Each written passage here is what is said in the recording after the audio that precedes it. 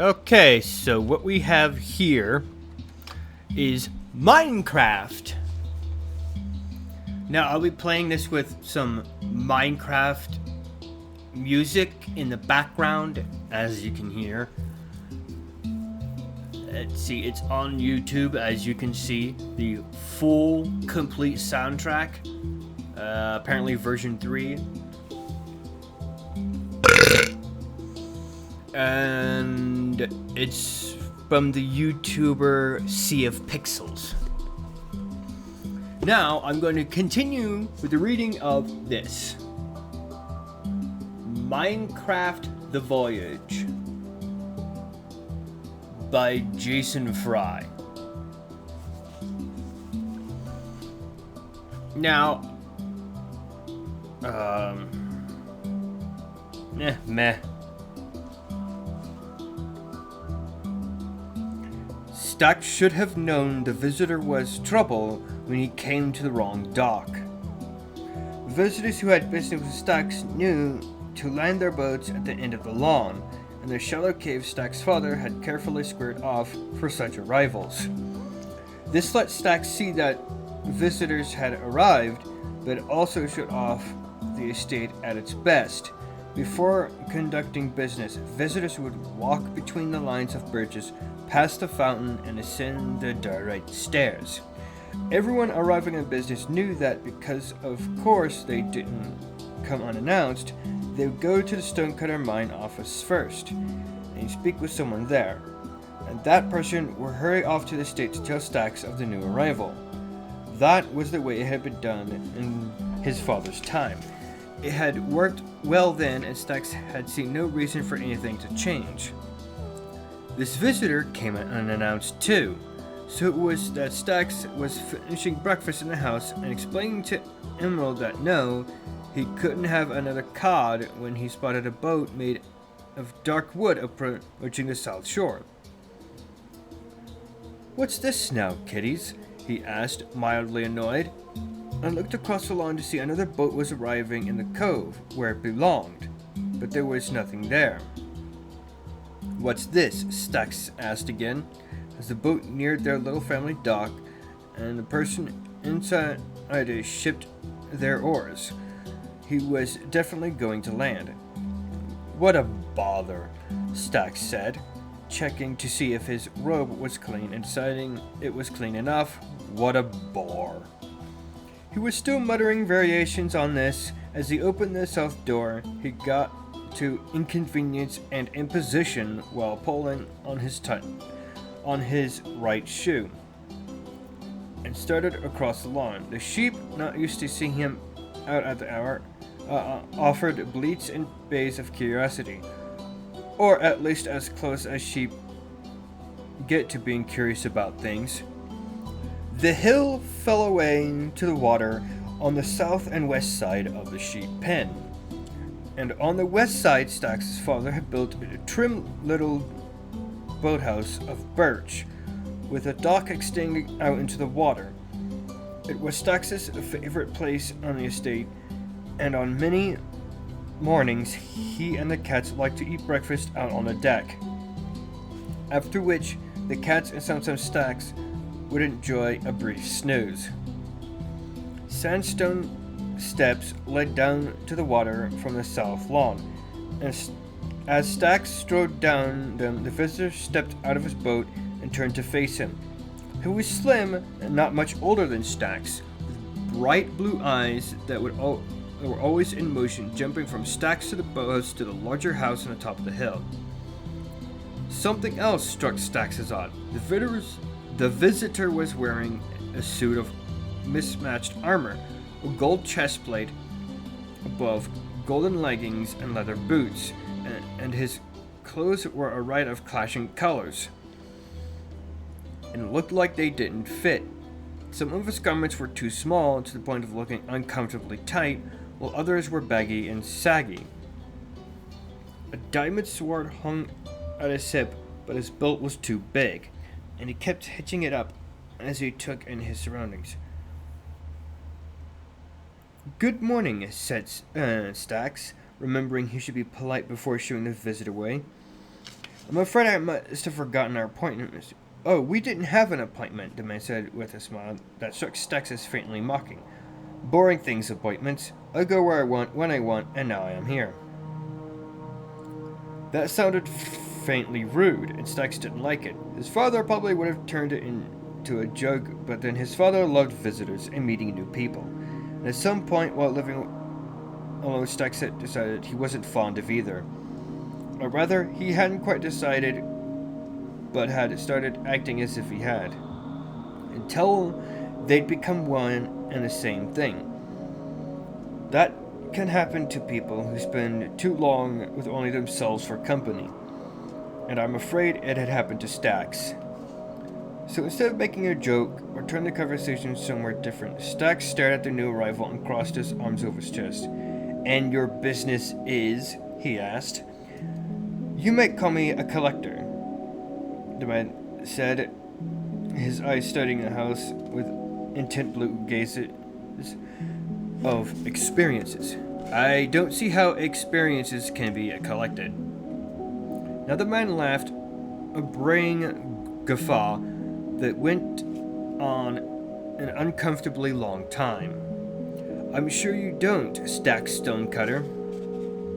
Stax had made up his mind that he didn't like this unannounced visitor, but was mildly reassured that the man knew Stax's name. That suggested he at least had some reason for arriving on the dock. He tried to think of how his father would have handled the situation. You have me at a disadvantage, Stax said. You know my name, but after I don't. That's because I haven't said it. But since you're going to be well acquainted, it's time I did. Fog Tempro, at your service. And Fog Tempro gave Stax a low bow, then looked up with a grin that struck Stax as unsettling, similar to the look a predator might give a particularly plump meat. And what did that mean, that? And what did that mean, that they were going to be well acquainted? Stax realized that his father would have treated this Fog Tempro like any other potential business partner, even though he had arrived unannounced and was behaving strangely, even rudely. Never let a poor first impression get in the way of turning a profit, his father had said, or at least that sounded like something he might have said. Stax didn't like the idea, and what he most wanted to do was to order the man to go away and this minute, but he forced himself to behave the way he thought his father would have. Well, now that we know each other, how can I help you, Mr. Tempro? By giving me a tour of your home. It's an impressive property. You must have worked very hard to make it. Well, that is, my father did most of the work, to be honest. My job is more to keep things running. Why, well, Stax wasn't quite sure what to say.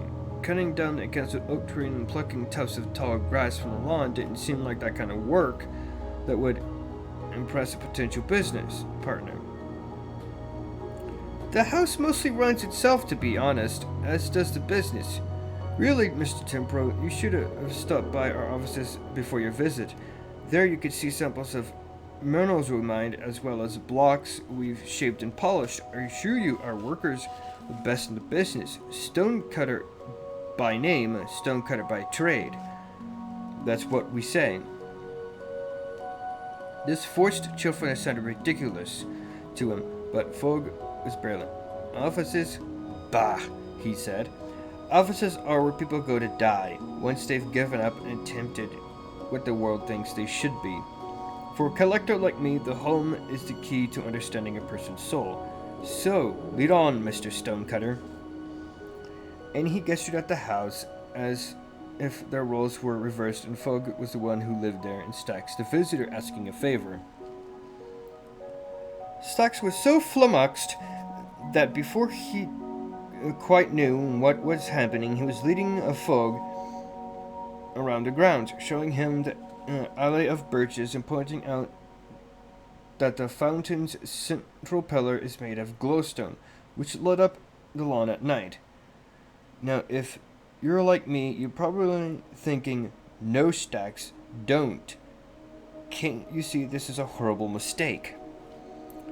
And without skipping ahead too much, I could tell you that Stacks spent many, many lonely nights and anxious days thinking something very much like that.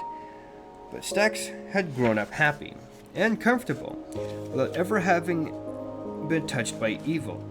And like most people who grew up that day, he thought that meant evil never would touch him. He would figure out that he was terribly wrong about that. But by then, of course, it would be too late. Folks said little during the tour of the grounds, which made Stacks wonder if he was bored.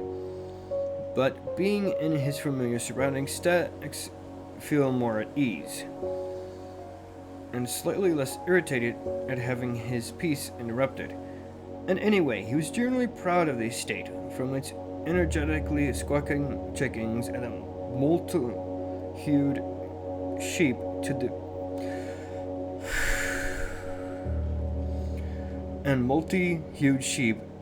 to the drifts of flowers that carpeted the terraced hills. Before too long, he was enjoying giving the tour at least a little. He opened the front door and invited folk inside. Cole, Lapis, and Emerald heard the door open and sauntered out of their bedroom, where they'd been sleeping in a puddle of sunshine. But all three cats stopped inside of Folk Temporal, their tails suddenly held low. "Hello, kitties," Stacks said brightly. "We have a visitor." One of the things about Stacks that annoyed his neighbors and the workers at the stonecutter office was how Stacks seemed much more at ease talking with his cats than with other people.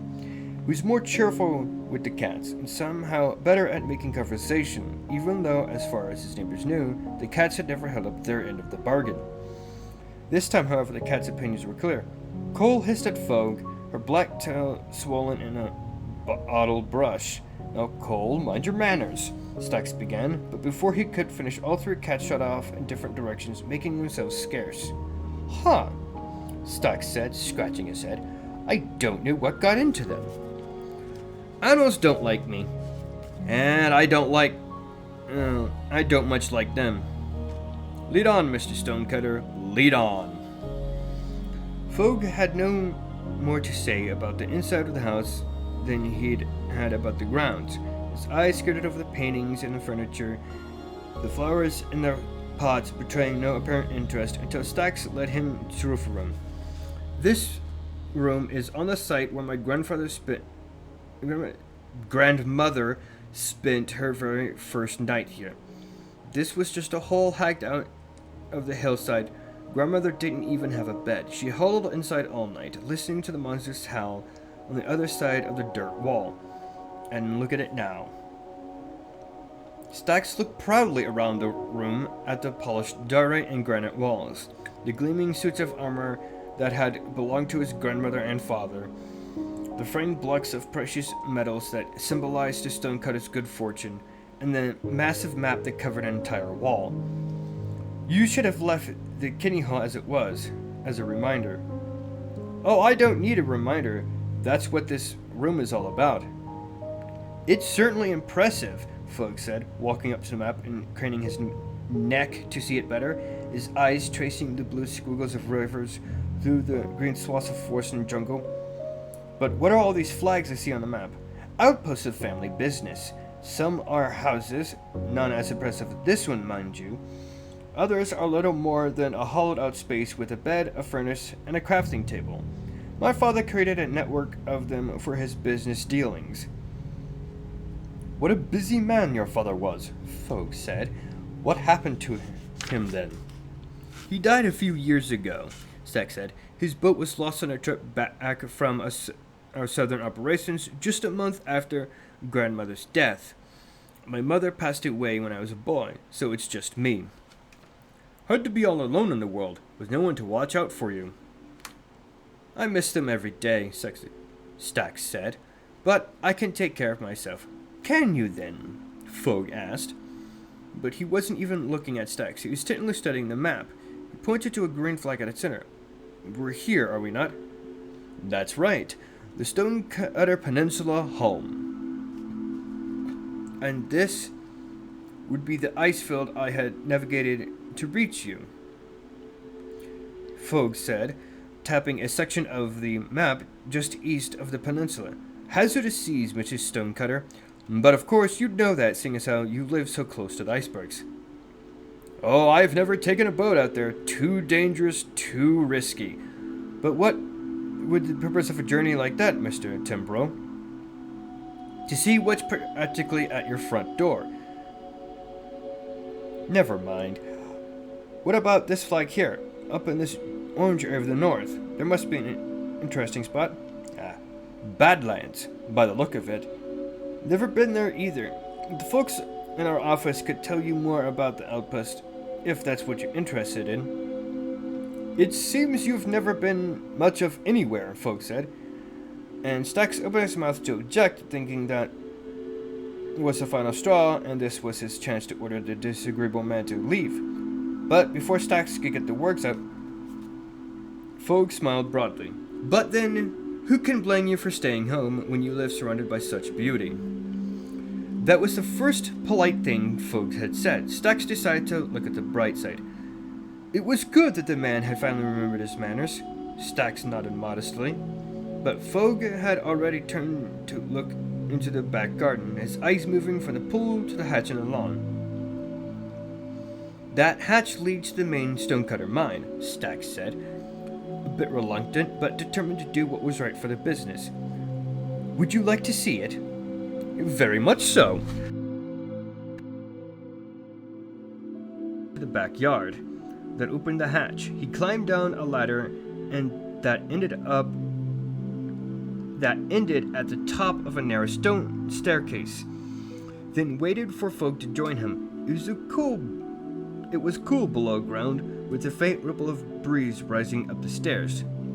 This way, said Stax, and picked his way down the stairs, his footsteps echoing in a narrow space.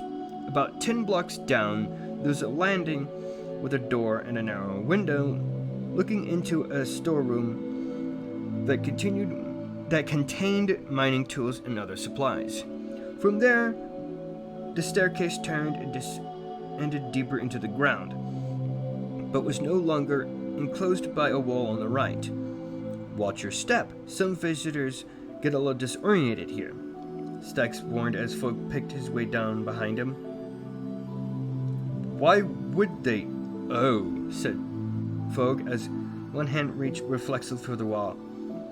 Aha. Below them, a vast shaft plunged into the depths. Its opening was 20 blocks wide on each side. The walls, rough-hewn stone, with a narrow staircase clinging to them. Down, down, down ran the steps, looking like a thin thread that had been glued to the rock. Torches had been hammered into the walls at irregular intervals. Stax could see the speckles of their orange light down in the darkness. A rising wind made the flames gutter. The flames gutter? Okay. And their clothing rippled.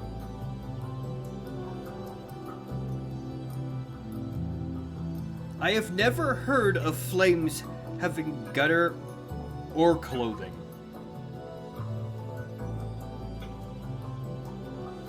How deep does it go? Fogg asked. As Fogg asked, his back against the wall. All the way down to bedrock, as deep as you can mine. And that's the bottom of the pool, believe it or not. That would make me nervous sitting over so much nothing. Oh no, it's very safe. Shouldn't you be careful, Mr. Stonecutter? You might take a bad step. I'm used to it, Stax said. This is my backyard, remember? I spent my teenage years down here, learning the family trade, figuring out the best levels to mine, how to avoid lava and water, techniques for finding the richest mines, those sorts of things. I'd be nervous. I'd be nervous someone might give me a push, Folk said, and Stack's heart jumped at the realization that he'd turned his back on the strange visitor. He took a hasty step down out of the Folk's reach, but looked up to see the man still had his back pressed against the wall. Stacks told himself that he was being ridiculous. The man was rude and strange, but that didn't make him a criminal, let alone a murderer. A stonecutter can't be afraid of heights, Mr. Tempro, or enclosed spaces for that matter. I can imagine, Fogg said, taking a cautious peek below them. So this is where the vast stonecutter wealth comes from. Oh, I wouldn't call it vast, and we have a lot of mines besides this one. But yes, this was the first one. Grandmother started the digging, mostly for coal and diorite. Then she and my father expanded operations, tunneling all the way down to the bedrock and excavating the mine complex just above it from the central shaft. That's what we're standing in. Tunnels run on for hundreds of blocks in every direction. It must be easy to get lost, Fogg said. Oh no, it's actually nearly impossible. We have a system, you see. The feeder tunnels are always 2 blocks wide, so that you can tell you're in one. Then the branch tunnels are a single block wide, and arrayed in a grid around the feeder tunnels, like twigs around a tree limb, or limbs around a trunk. But really, it's simpler if we go down so you can see for yourself. Stacks beckoned to his guest, and for a moment, Fogg did look out and down at the line of stairs snaking its way ever lower. Around the edge is down the shaft, but then he paled and retreated to a literally safety of the wall. Surely you should bring a weapon if we're going down so far. It's my grandmother's mine. Oh no. In my grandmother's mine? Oh no. I've never carried one. Not when I learned to mine back in the day, and not on inspections now. And no armor either. All that weight would just be a burden, and climbing the stairs is tiring enough. And here I thought you were never reckless, Stack Stonecutter, Fogg said, his eyes glittering. Yet it turns out you go gallivanting through lightless bowels of the world without so much as a little knife in your hand and a tin pot on your head to keep your skull from getting cracked. Stacks laughed. These mines used to be perilous too. Grandmother would tell tales of fighting skeletons in the dark that would make your hair stand on end. But any caverns were cleared out or sealed off long ago. The shaft is inaccessible from the outside. Nothing can get in except through the hatch above us. And I assure you everything is well lit, Mr. Tempero. It wouldn't do to have evil things taking up residence on your premises, though, would it? No, I imagine it wouldn't, Fogg said. I thank you for the tour. It's been most informative. And then, without waiting for Stacks, he headed back up the narrow staircase. By now, the Stacks had grown used to this visitor's abrupt manner, and figured out it was Fogg's fear of heights that had caused him to retreat to the world of bright sunshine and green grass. As they re-entered the house, Fogg seemed lost in thought, but his eyes were settled on a well-worn stone pickaxe and blunt stone sword in her frames. Quite a place of honor for a pair of broken things. Those were grandmother's. She made them that first night, in her dirty hidey-hole, Stacks explained. They were worn almost down to nothing by the time she hit her first vein of iron. But grandmother never threw them away anyway. Father put them here to remind us of where we'd come from. Ah, Fogg said, and ran a pale finger over the pitted edge of the blade. I'm sure that seems odd to you, Stacks said, for in truth, he'd always thought the old pickaxes would look shabby, and he'd thought about putting them away in a storeroom and finding something else for that space. Perhaps a bright cherry painting or an arrangement of flowers.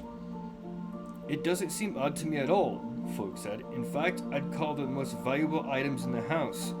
I can't wait for my associates to get a look at them. Associates? Asked Stacks who was very much looking forward to being. Oh yes, I worked with them for years. Very capable fellows. They're tough in a fight and loyal, because I pay them to be. I thought I'd bring them by a day after tomorrow. For a moment, Stax felt like he was falling, but then he got his bearings and they crossed the south lawn. He shook his hat at Fogg in what he had hoped was a stern manner. I have to insist that our future dealings will go through the office.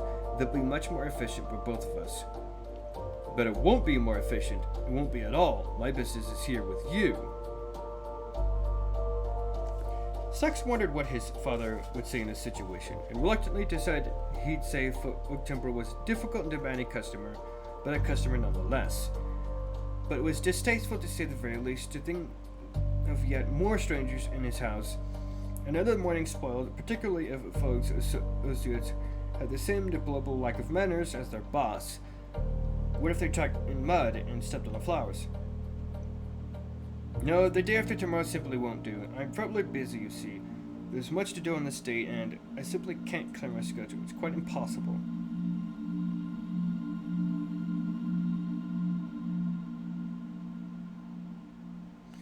Yes, it's obvious you are a very busy fellow, Stax. What's on your overflowing to-do list, then? Well, the colored fellows need to be planted on the ridge, and the bridges need to be trimmed. They're frightfully shaggy. 3 flatbeds need to be made, and I don't have any claim to storeroom, so that's a whole expedition right there. And well, look right there. That plank on the deck is cracked. Needs replacing. Occurred to Stax that none of this was Fogg's business, and he shouldn't have discussed any of it with him. But it also occurred to him that it was too late to do anything about it. Well, that's probably a week, Stax said, thinking a week would surely be too long for Fogg to wait. He would have business elsewhere, and he would leave Stax in peace. Pretty soon, the entire unpleasant morning would fade from memory. But Fogg, just smiling, gave Stax a little bow. A week then. I'm looking forward to it, Stax, Stonecutter. Stax forced himself to smile back and say something polite and meaningless as Fogg rearranged his baggy, unfitting garments and grasped the oars of his boat. But Stax wasn't looking forward to it. Not at all. Well, that was Chapter 3 of Minecraft: The Voyage. So we'll continue this on another episode, and I'll see you then.